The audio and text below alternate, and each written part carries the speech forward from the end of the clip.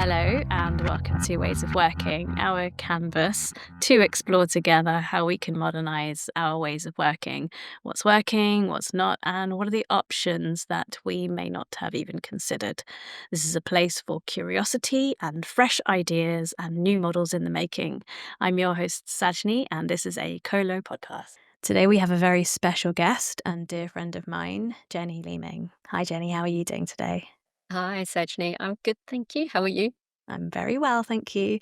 And before we dive into the juice, we're just going to start with a very short somatic exercise together. So I invite you to place your feet on the ground, to have your back nice and straight, and to take a few centering breaths together.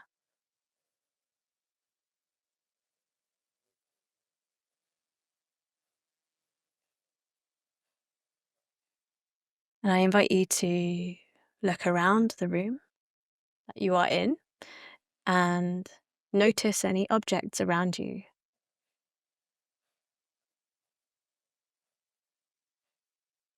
Notice any sounds, any smells as you come into presence with your surroundings.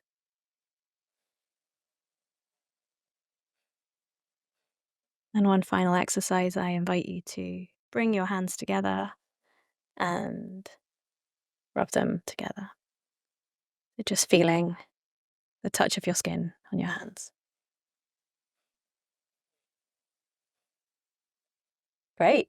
Thanks for playing along. And yeah, I'd love to, let's start with you. So would you tell us a little bit about yourself and the work that you do with organizations? So I'll start with a bit of history um, because I think it's important to know where we've come from to understand our perspective and where we're going. Um, and also the power of the unexpected in those journeys. So I've always described my career as something that sort of happened a little bit by accident. Um, and I sort of say that tongue in cheek because it has and it hasn't. I've ended up through my own curiosity and where I'm led, being involved in a lot of programs of work that have either been global first of types or diversifications of industry or of a leader in an industry. Um, and that's been from the get-go, from my first job post-university. It's happened that way because I ask questions and I get curious about something that's a bit different. But it's meant I've worked in environments where there isn't really a roadmap of how to do what you're doing. The objective has been clear, but it hasn't been detailed. And how we get to that point has been somewhat of a mystery compared to, say, a normal program of work where you kind of know where you're going and what you're doing largely. This has been a career of working through structures that don't fit what you're trying to do. Square peg, round hole scenario. So a few decades of that, you learn how to work with people to get where you need to go. You learn the skills along the way that help you do that, that help you identify what's needed, and also teach you when to take a back seat.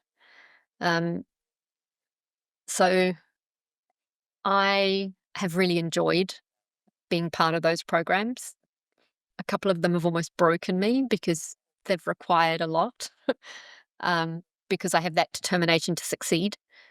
And I've always worked on things that have either taken my curiosity to the next level or I've really believed in, or both. Um, so that's a little bit about my background. I won't go into detail because I'll probably end up giving examples during this talk, during this Mm. conversation. Um, and what I do now is I work with businesses and business owners that have a calling to do something, whatever the thing is they're doing. They're highly motivated to do it. Um, the kind of details around the what and the how may not necessarily be clear. Um, in some cases, the what might be clear. They might have a how, but it may not be working for them. Um, or they're trying to discover what the next elevation is. And some of that is either the direction of travel of the business or it's how the business is working internally. They can feel something isn't quite sitting right for them Mm. and there's more juice in there somewhere. So it's those kind of things. A lot of it is strategy, um, and the design of the business itself. Um, that encompasses everything from mindset to people, process, kind of encompasses pretty much everything within a business. Mhm. Mhm. And what do you think it is that brings success in these situations where there's no pre-existing playbook and you sort of come in, you have to look at what's in front of you and improvise almost. Like, what do you think it is that like that's fun about it, or what do you think is important in delivering success in those situations? People, always people.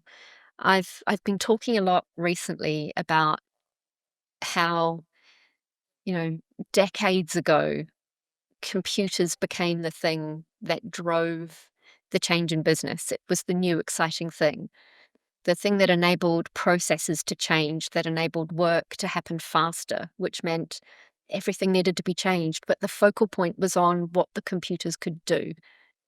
And to a large extent, the people were sort of the vehicle to enable it, but forgotten about. So all these processes that started to happen over time got layered and layered and layered, and the people aspect of it became more and more removed. It was how can we get the best out of the technology? And I think there's a real understanding now. I don't know if it is prevalent everywhere, but there's definitely a real understanding now around the idea of you can have the best technology out there, but how you operate it and who is operating it is the difference between success and failure. Mm. You can have exactly the same systems uh, and processes and technology in one company and have a bunch of people operating it who are ill informed, not taken care of, uh, don't have a solid team foundation, don't have decent leadership, don't have an understanding of direction of travel. And that will function ish. And then you can have people who are engaged, informed, have the vehicles to ask questions, feel like they're contributing, and can point out and ask questions when something doesn't feel like it's working, or Mm. there's a way for something to be made better, more interesting, more viable. Um, and those two businesses will have very, very different results, Yeah. extremely different results. Yeah. And so I think the direction that society is heading in now and the change and transition of the generational workforce, it's become more and more important to understand the role and the opportunities within people in a business. Yeah. And it's interesting, I was talking to the leader of an AI transformation company recently, and you would think actually that AI technology, there's a lot of buzz around it and how it's going to solve some of these people issues. But the people who actually work in technology know that it's not the answer, which I find quite interesting. Yeah. because they themselves are also saying, "Great, you can put in the technology, but until you sort out the people and the process and the culture and the motivation as well, it's almost, irrelevant, how good your Yeah. tech stack is kind of." And so it's really interesting to be hearing that from those sources as well at this point in time. Mm. I'd love to dive into some of your success stories and some of the challenges that you found along the journey, and how do you think they would extrapolate into this kind of new era that we're entering, or this transformed era that we're entering as well? But I mean, one example that's literally just popped into my head is I was working on a program that was a fundamental change within an industry. At the time, it was hailed as the biggest technology program outside of the military in the world. Uh, it was a very, very big shift culturally and from a technology point of view um, within the industry we were transforming. And it was literally take one step in front of the other and work out what the problems were and how to fix them. And some of those challenges were English. And I don't mean that everybody was speaking different languages. I mean that everybody had a different interpretation of English based on their Mm, industry. mm, So it took a while to iron out and understand where those differences were. But it meant that when we had challenges, they were more frequent than they would have been had we understood that at the beginning. mm, And it meant when we had the bigger, more fundamental challenges, there was a little bit less grace mm. in resolving them. And I remember at one point, we had a total system outage during a peak period on a system that was 24/7. And it was a critical service. And I was asked whose name. I was asked for a name. And I sat there and I thought, hang on a minute. We are working in an environment where the 80/20 rule applies, right? You design everything for 80% success, 20% fix, Mm, in theory. We were probably working on a 60/40. So the skill set of the people we had running the services was hired and designed based on the 80/20, and they had 60/40. So mm. we were asking them to step up. We were asking a lot of them. Yeah. And if there wasn't the ability to make a mistake and to fail, we would never have succeeded Mm. because nobody would have put their head above the parapet to try and fix something they didn't understand, Right. Yeah. and it would have been crippled. So I was asked for a name, and I said, I knew because I had fostered a team that as soon as something went wrong, they rang me. And I knew if certain people's numbers were coming up on my phone, it's like, they don't ring me. Okay, what's going on? Um, so I knew, but I was not about to hand over a name when, number one, that was the person that was fixing the problem. Mm. And number two, if they didn't have the ability to make a mistake, it never would have been fixed. Yeah. So I think the lessons, and that was 20 years ago. So there are lessons all littered all over my career of things that I didn't necessarily stop and think about in the moment as the right thing to do. Mm. We were moving so quickly and there were so many things at stake that the team that were in place, the people that I trusted to do the things, and they were all matrix managed. I only had one direct report. Without the trust in that team and without that two-way trust, and without me providing cover for them where necessary and allowing them to explore, investigate, and resolve, we wouldn't have had the solution we had. We would have had a very, very broken service. We would have ended up with contractual problems. Mm. It would have been a game changer. And it was that one moment that it turns out I was actually being tested as a leader, Yeah.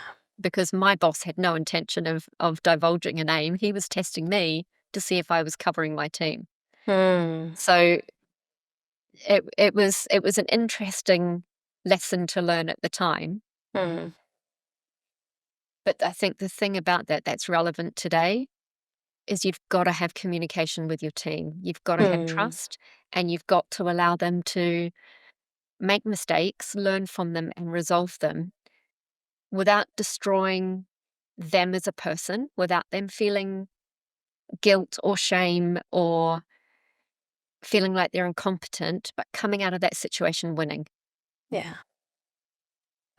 It's the pressure we put people under to deliver, or the permission we give them to explore.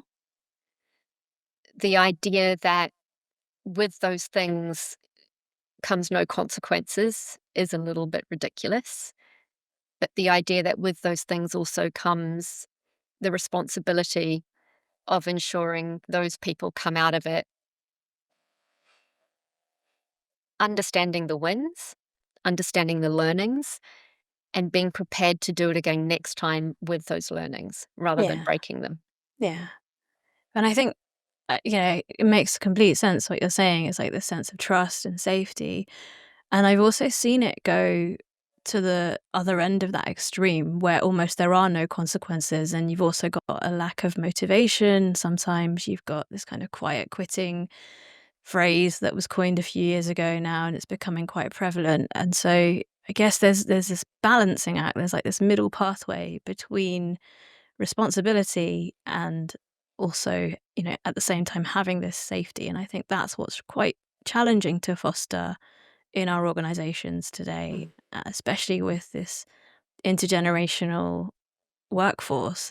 There's so many different communication styles and types of, and that diversity is really there. And what do you kind of see emerging there, and what do you give as advice to organizations who are navigating this? Probably something slightly controversial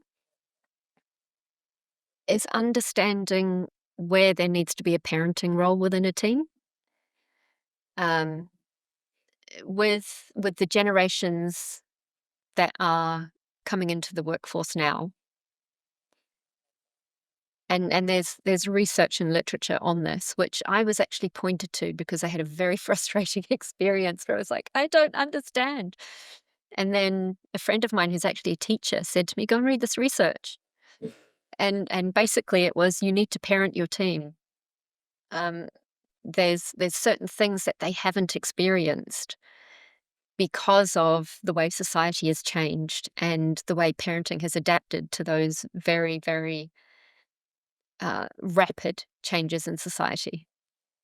So it's understanding what is needed within the team, Mm. understanding how to deliver it in a way that is not condescending, is not taking away from somebody's sense of self, and not coming across as a parent, Mm. um, because that can be a challenge for agency. So it's in the situation I was in, I established the fact that there was a real lack of confidence with certain activities that were Mm. part of the role for, I would say, half of my team at the time. Um, so I broke it down and I looked at what is it that's going to help resolve this. Mm. And I did a series of workshops in confidence and conflict resolution, and what do you do when you don't know the answer? Because what I realized very quickly is they were avoiding doing things that had contact with other people where they couldn't predict what was going to be asked of them. Mm. And if they couldn't predict what was going to be asked of them, they were too scared to have the interaction because they didn't know the answer, the fear of not knowing the answer. So I ran a series of workshops on how do you have an interaction that instills confidence in both yourself and the person you're talking to, where you come away with a set of actions, you commit to following up and staying in contact, you don't commit to knowing the answer. Because Mm. until you investigate, you're not going to know. Yeah. So it's looking at that from the perspective of where are the strengths in the team and who's doing what actions and activities and what are the gaps and how do you fill them. And if it's Mm. something as simple as running workshops, I mean, I say simple, it's it is and it isn't, because not everybody responds well to things like that as quickly as others. So in my case, it became a series of workshops and follow-up activities.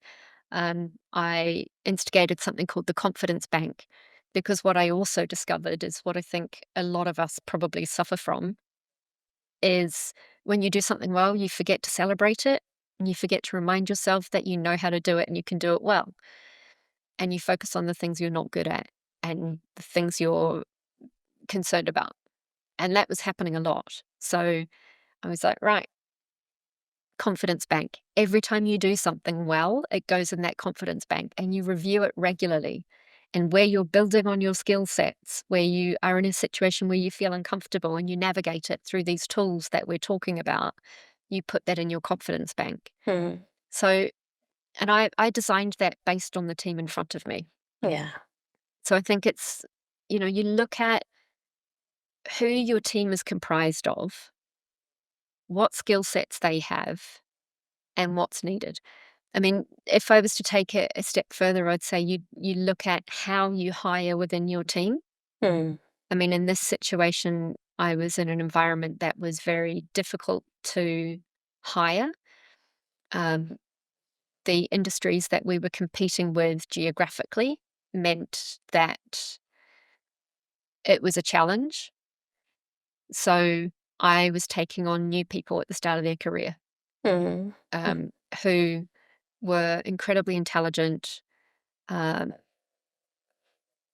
and actually quite insightful about there were some real bonuses to it in terms of how they saw things and what they taught us as well, Yeah. and me. Um, but it's when you find those gaps, you've got to fill them.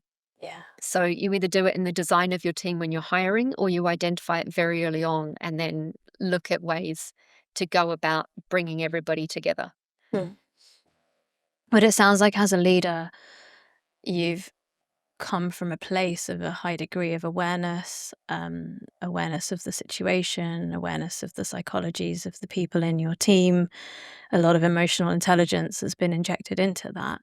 And I guess some of the struggles that leaders have in organizations is that they're balancing this against, their profit targets and deadlines and families that they have at home as well. And there's all these kind of myriad of things that are going on for them, and it's almost like how do they juggle all of this? And one of the theories we have at Colo is actually it comes back to the nervous system and coming back into a state of receptivity of being rather than a state of doing, because it's only in that state that you can really receive all of this information and have that awareness and hold it and know what to do with it.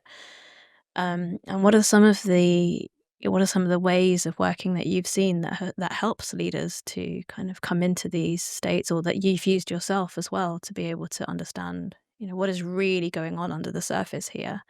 Because that level of awareness is, yeah, it's incredible and it's important. Well, there's a couple of things to unpack there. One is you are always going to have to deal with your team. You either deal with it in a way that is using awareness to understand how to help your team to thrive. And don't get me wrong, there are boundaries around that. You don't want to be giving and giving and giving and giving and giving, and then finding that the balance is out. But if you don't pay attention to your team, that can be the thing that unravels everything else. It's that It's like you don't want to have one moldy lemon in your fruit basket because what happens to everything else? Mm, It starts to go moldy. So energy is going to be expended. You either choose to do it on the repair work because the lemon's gone moldy, or you choose to do it up front where you can foster and create an environment that thrives, and your business will be so much better off for it. Again, with both, there's balance. At either end of that spectrum, you've got to decide whether people are the right fit for your team, your organization, and where you're going. And that's where you start looking at your values and all those sorts of things. mm, Um, but in terms of understanding techniques and ways of being that help with that level of awareness and that level of energy, it's simple things like I would look at meetings I could do on the phone mm, where I didn't have to be in front of a laptop, where I didn't have to be taking notes necessarily. Um, and I would go for a walk mm, and I would move and put myself in a different environment. Um, I would make sure, and I do this today. I mean, about to embarrass myself. I love a good kitchen dance. Um, Throw on some cheesy 80s music, some mm, dance tracks, something that at that moment in time just works for me, and have a good old kitchen dance. yeah. Um, Yoga, breath work, connecting with friends, total disconnection time. Mm, Um, if For me, if I am constantly thinking about delivering and work and teams and clients, there isn't the space for creativity. mm, There isn't the space for empathy and understanding. There isn't the space for measure. mm. Um, and I hear this word balance used a lot. And I don't know if balance is the right word because when I hear that, I think of a seesaw. You're balancing and you're constantly doing this. Mm, Um, and also, there are times where there is a lot more required and times when not as much is required. And it's taking advantage of those times and using them to create that sense of stability, that sense of calm, to do a little bit more research, to make sure that the brain is continually learning and evolving and growing and not becoming stagnant. mm, It's I think for me, I like stimulation as much as I like quiet. mm. And it's finding the times and identifying when it's important for me to have either of those. Yeah. Yeah, and I think it's definitely about having periods of stillness as well as intense activity, for sure. And I think that right now what is demanded of leaders is ever more, as the external world is we know that it's changing more rapidly than ever.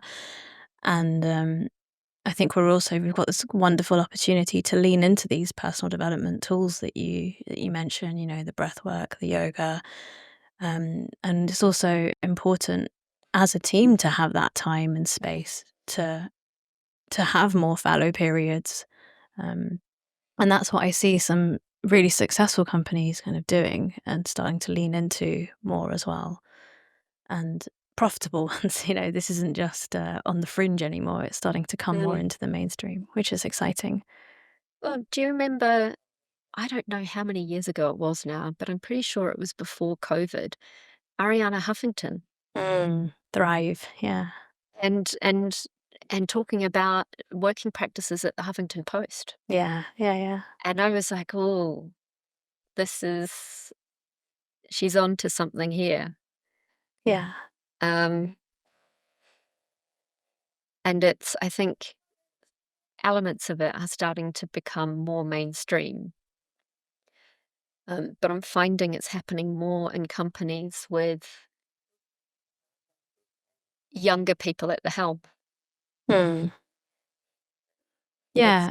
I guess one of the challenges that we're trying to solve at Kodo is like, how do you take these really large corporate monolithic companies, some of them, and how do we help those to come across a little bit? And that's, that's some of the challenge that we are looking to solve. And also how to help leaders understand the importance of this when it's a little bit new to Mm. think about personal development as being important in leadership, but actually it's very obvious that it has a clear benefit. Yeah. In those sorts of situations, I have worked in a couple of those big monolithic environments, done a few contracts. Um, and I used to think about it in terms of it's like turning the Titanic, but it's not. Uh, I think in some aspects there are some things that are very difficult to inject a little bit of something different into. But when you have a look at those, for example, one organization I worked at was bound by a lot of regulations, but Hmm. also law was written into law certain ways they had to behave. And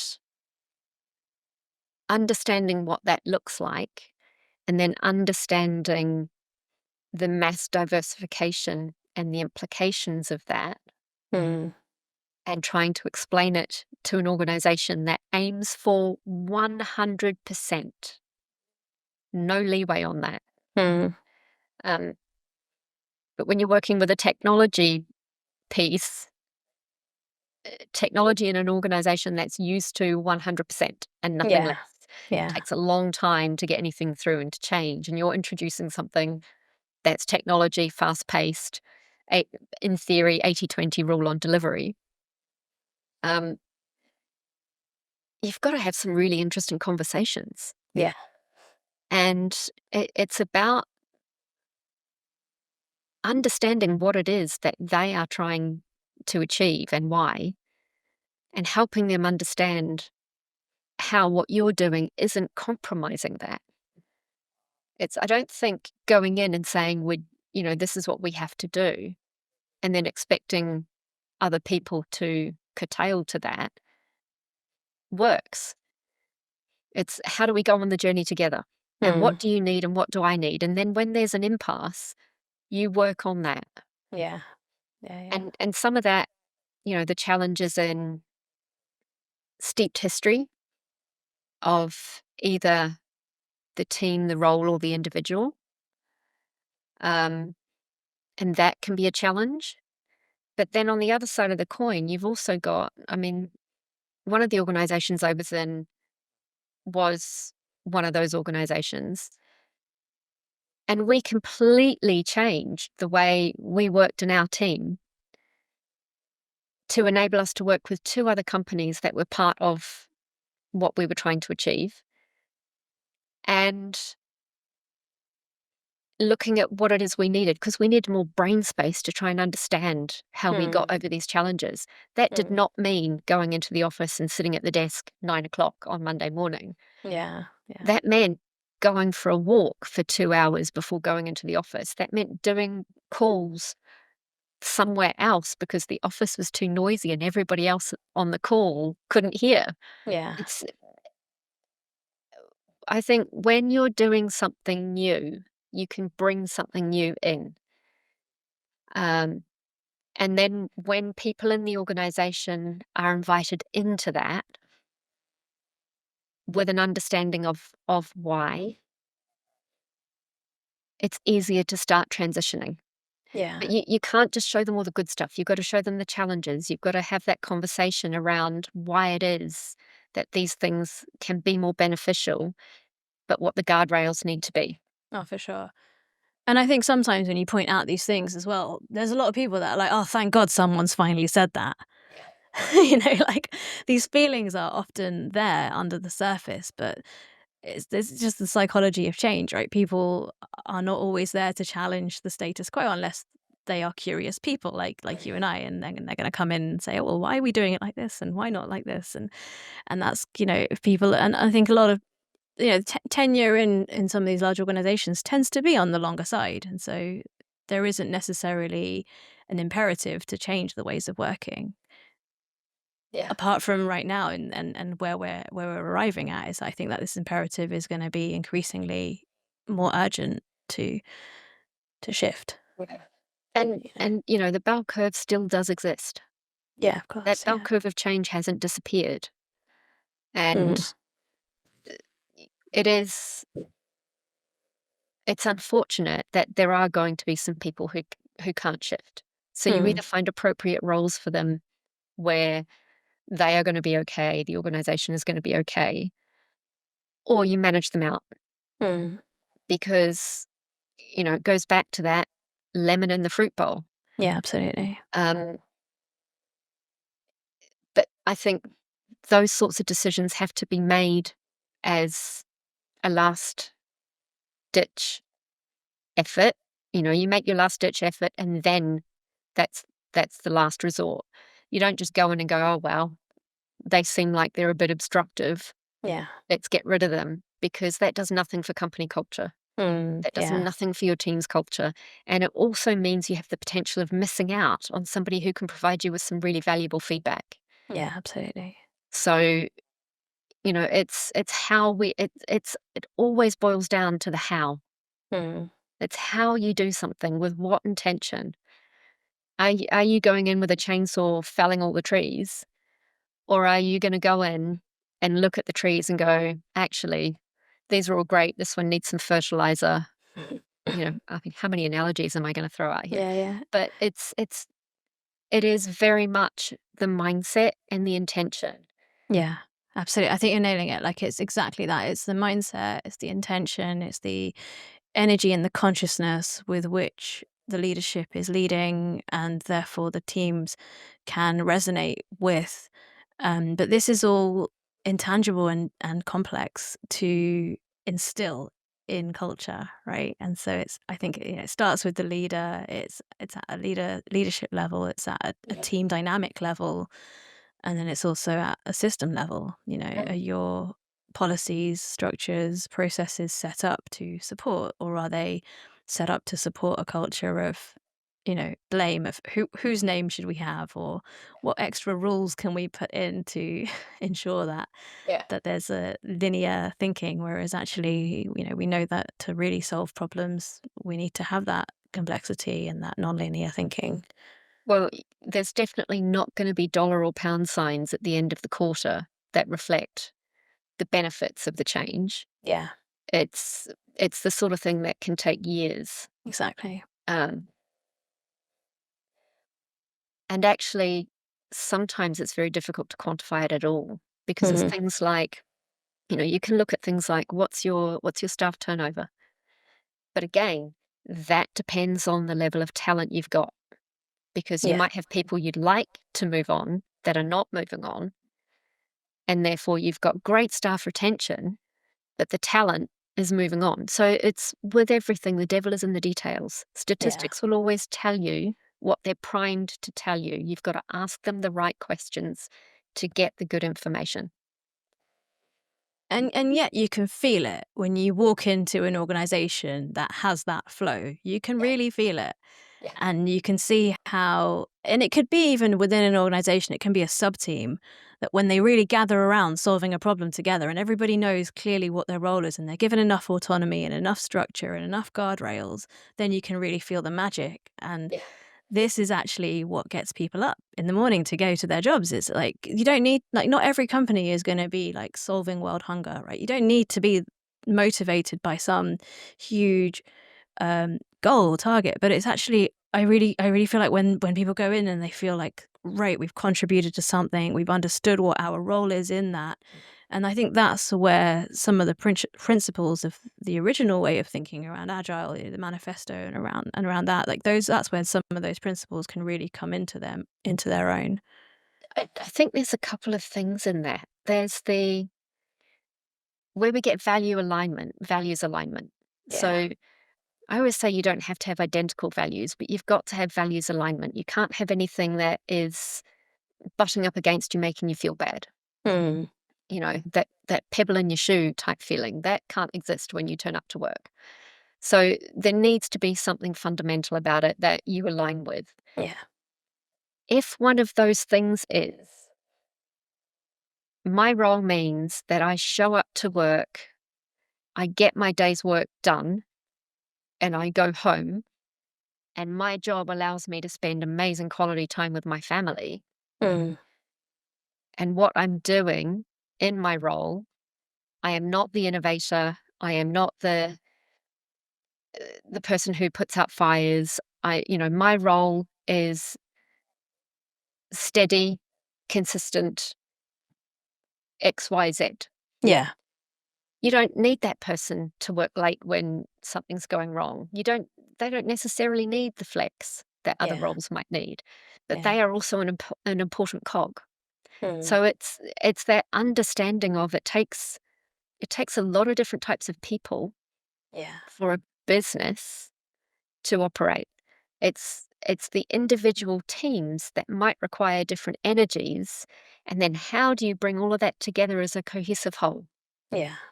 It's not ruling out the person who may appear to be just clocking in time, but actually does their job really well and is happy to go home at the end of the day because it allows them to be with their family. It allows them to insert whichever item it is that they get to do. Yeah. Work is not the thing that they are passionate about. This other thing is. Work allows them to do it, but their role doesn't require that. It Yeah. requires that calm, steady, capable person who will do their job and will do it well. Yeah. And I think those people need to be really valued, actually. And I Yeah. think that's where it worries me slightly when I see things like diversity and inclusion budgets decreasing, because actually I think it's really easy to, by mistake, create a team of extroverts who all look and feel a bit the same. And actually we need, as you say, all these different types of energies to really have a successful operation, successful company. Well, that's when it comes down to who is looking at the design of the business Yeah. and what are they thinking about? Because it's not uncommon for leaders in a business to hire clones of themselves. Yeah.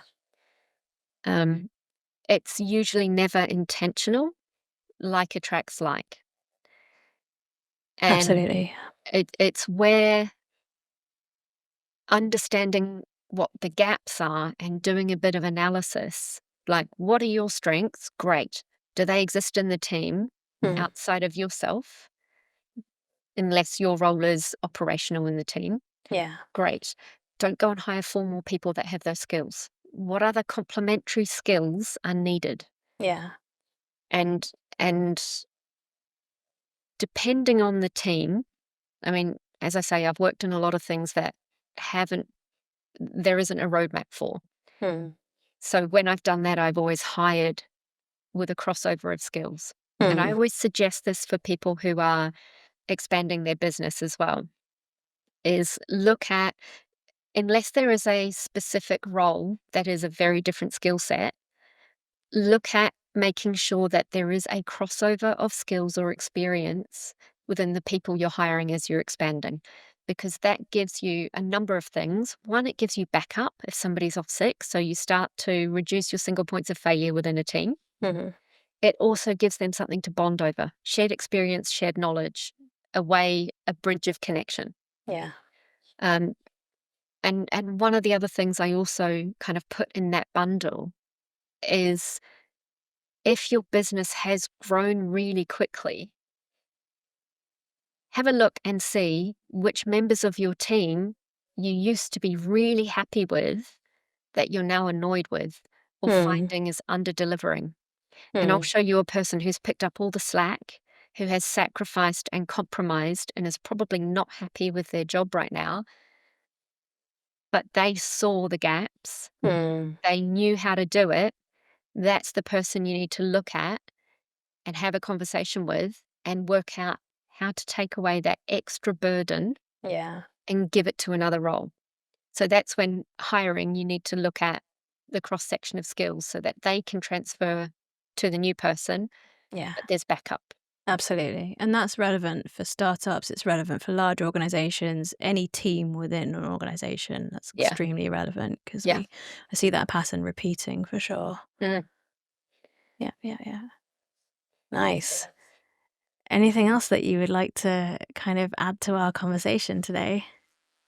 Oh, I don't know. I feel like we've covered so much ground. I know. But yet, only a fraction. Only a fraction, exactly. Yeah. I think, and I'm sure, people have been saying this throughout the decades, but I really do think this is a really interesting time to be in business. Yeah, for sure. Um, Especially now that we're not in an era where, say, our parents or grandparents were, which is you go to work Monday to Friday, 9 to 5, or whatever your shift is, and then Mm. you go home. We're now looking for more purpose in our work. Yeah, Um, and I think we're looking for things we used to get elsewhere. We're looking for purpose. We're looking for community. We're looking for things that help us to feel like we're making a difference somewhere. yeah, And part of absolutely. that is I think we're spending so much more time and energy at work, Mm. and we're not in the manufacturing era Yeah, anymore. The We've transitioned, and now with AI coming on board, yeah, it's another really interesting challenge for how we look at AI. Are we going to let the same things happen with AI coming on board as we did with technology?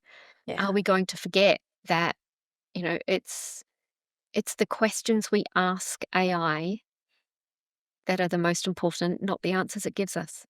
I mean, I was talking to somebody the other week who was telling me about somebody who had designed a whole process for their team on AI, Mm. and it was very clear that they didn't understand the implications, and they hadn't thought about or researched what was needed because the process that came out missed a number of fundamentals, and they presented it at board level. Wow. How did that happen? Exactly, exactly. They relied on AI. They Yeah, didn't double check it. They didn't ask their colleagues. They forgot collaboration because they thought AI was the answer to everything. yeah. My It's my view on AI is it's a great opportunity for enhancing what can be done, and actually it can remove some of the low value, repetitive tasks, or it can actually elevate people Mm. to really, and it's almost like these tools come along at the time of increasing complexity because people need to be elevated to be able to use their creativity. Like these are the skills that are really going to be valued and important. Going back to what you said at the start, it's really about this creative problem solving, Mm. and leaders need that more than ever. But to have that, I also don't agree with this idea of balance, this word. I prefer to think about it in terms of capacity.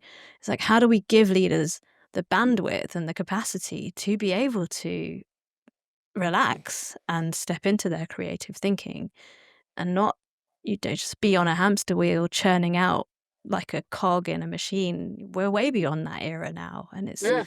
that's what's exciting about this transition. Yeah, it's finding the harmony. Exactly. Yeah. I think tools are only ever as good as the person using them. Yeah, absolutely. And losing sight of that is going to be the thing that causes the biggest challenge Yeah. when integrating new technologies and new tools. Yeah. There's really two ways of looking at it. Is like, do we enslave the technology almost to hit higher productivity numbers, or do we use it to enhance our existing capabilities? Couldn't have put it better myself. Yeah. But for that, we really have to go back to this mindset and the intention that you Mm. that you nailed. Yeah. Yeah. And I think we've got to be really conscious of the idea that the way we employ AI needs to be not just for the roles that are already elevated, but Mm. we need to make sure that all roles have an understanding, all skill set levels have an understanding. Yeah, Otherwise, we're going to create even more division within a workforce, within a indeed. culture, within a company. Indeed. So it can't just be given to the seniors as a tool. It needs to be educated in through Yeah. an organization Yeah. for what Yeah. its Yeah. capacity and capability is. For sure. For sure. And to encourage that creativity to come from all levels. Mm. Like the organizations I've worked in, which have some of the most astonishing results, are really aware of the fact that it's the frontline workers, it's the people who are actually interacting with customers that can come up with the best ideas. Have you read the book Delivering Happiness by Tony Hsieh? Yes. Yes. Says it all, doesn't it? Where do you Indeed. find out the best information? From your customers. Indeed. Thank you for being on the show. My pleasure.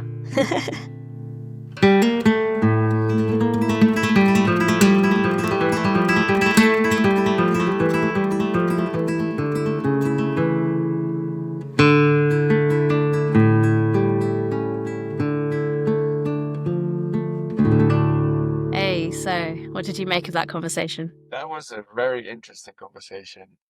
A lot of humanity and I like a lot of like what she describes is like the way she works with teams, the way she works with people, very human. Like really bring it Yeah. back to that aspect, taking care of each other, and like it almost becomes like if you're a good mom, then you're also a good leader, or Yeah. something like She's that. almost parenting her team. Yeah, exactly. Yeah, and I really like that it's the parenting is important, but not being patronizing. There's a very interesting, delicate balance, I feel, where you need to be with a stern parent, but also a loving parent that understands that people are humans and that they, yeah, that you can't just manage them directly. What did you think? What did you take away from the conversation? I think for me, the top three were, culture is the real operating system here. So tech can't compensate if there's a lack of trust, if there's a lack of engagement. So you can have two organizations that have very similar systems, but they're going to get very different results depending on how people actually feel. And so, her stories really highlighted how high performance will come when that culture and that trust is in place. And, the second big takeaway for me was trust isn't a value, it's a practice. So, I love Jenny's story about when she refuses to name and shame the team member and the test that she went through. And, in this high stakes environment, people need to know that leaders have their backs. So that's what's going to really create this psychological safety, which has become such a buzzword these days. Yeah. Um, No, it's super important to the shield your team from those outside influences as a leader, and be Yeah, very for aware sure. of that and making sure that yeah, it's because it's a pivotal moment. Because if in that moment she said like she would have doubted or like would be like, well, I can think of someone, and everything would Yeah, just fall apart. the trust is And gone. yeah, Exactly. exactly. And that I think that's very interesting. Um, And and the it's third just a one I took was really gone. yeah. God, sorry. And it's just a again a really human way of looking at like how you build organization, how you build teams, uh, Yeah, absolutely. and as a prerequisite as well for to make mistakes. Yeah. Really allow for people to make mistakes, to innovate, because otherwise they might not do say the crazy weird thing that will help them out in the end. So, what was your Yeah, for third sure. takeaway? The third big one was actually around self-regulation. So, Jenny describes her practices, dancing in the kitchen, and I know that she does a lot of yoga, a lot of breath work. she's been doing that for a long time, actually, and I think that really plays into who she is as a leader and how she leads her teams. And I think I always wonder when I come across particularly sharp and calm individuals, I almost always want to ask them, like, what is your practice outside of work? Because I feel like getting there without a practice it's possible. I've met people as well that don't have a practice, but it's really interesting to hear the very, practical things that she does to stay regulated emotionally. And it comes back to being a good parent, being a good leader. Like, as a parent, I've definitely found that if your nervous system is activated or if you're not regulated, then your children are going to behave in very strange ways. Yeah. So why shouldn't that apply to teams as well? Yeah.